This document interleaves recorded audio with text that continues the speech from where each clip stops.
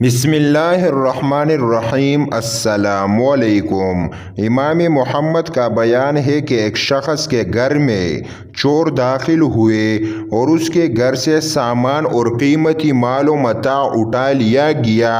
گھر کا مالک بیدار ہو گیا تو چوروں نے اس سے پکڑا لیا اور اس کو 3 طلاق کا حلف لینے پر مجبور کر دیا کہ کسی کو نہیں بتائے گا، یعنی یہ کہلوایا کہ اگر میں نے شور مچایا یا کسی کو بتایا کہ چوری کرنے والے لوگ کون ہیں تو میری بیوی پر 3 طلاق۔ چور اس بیچارے کا سارا مال و متاع اور قیمتی مال و اسباب لوٹ کر لے گئے۔ صبح وہ شخص جب بازار آیا تو دیکھا کہ چور اس کا مال و متاع اور اس کے گھر کے قیمتی اسباب بازار میں فروخت کر رہے ہیں، مگر وہ حلف کی وجہ سے انہیں کچھ کہنے یا کسی دوسری کو آگاہ کر دینے یا اس سلسلے میں بولنے کی قدرت نہیں رکھتا۔ پریشان تھا۔ اپنا قیمتی سامان فروخت ہوتے دیکھ دیکھ کر اس کا کلیجہ منہ کو آ رہا تھا۔ آخر یہی سوجی کہ امام اعظم کی خدمت میں حاضر ہو کر مشورہ کر لیا جائے، شاید کوئی حل نکل آئے۔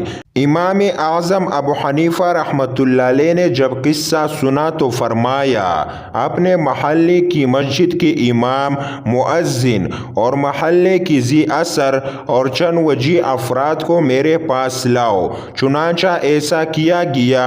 جب سب امام صاحب کے ہاں حاضر ہوئے تو آپ نے ان سے فرمایا کہ تم لوگ چاہتے ہو کہ اس بیچارے کا مال و اسباب اللہ کریم اس سے واپس کر دے۔ سب نے اس بات میں جواب دیا تو امام صاحب نے فرمایا، تم لوگ اپنے ہاں کے تمام بدچلن اور بدنام لوگوں کو ایک گھر یا کسی مسجد میں جمع کر دو، 1-2 آدمی دروازے پر کھڑے ہو جاؤ اور جس کی چوری ہوئی ہے اس کو بھی اپنے ساتھ کھڑا کر دو، پھر گھر سے ایک ایک کو باری باری نکالتے جاؤ اور اس شخص سے ہر ایک کے بارے میں دریافت کرو کہ کیا یہ تمہارا چور ہے۔ اگر وہ شخص اس کا چور نہ ہو تو یہ کہہ دیا کرے کہ یہ میرا چور نہیں، اور اگر نکلنے والا شخص واقعتاً اس کا چور ہو تو خاموش رہے۔ جس پر یہ سکوت اختیار کرے اس سے اپنے قبضہ میں لے لو کہ وہی اس کا چور ہوگا۔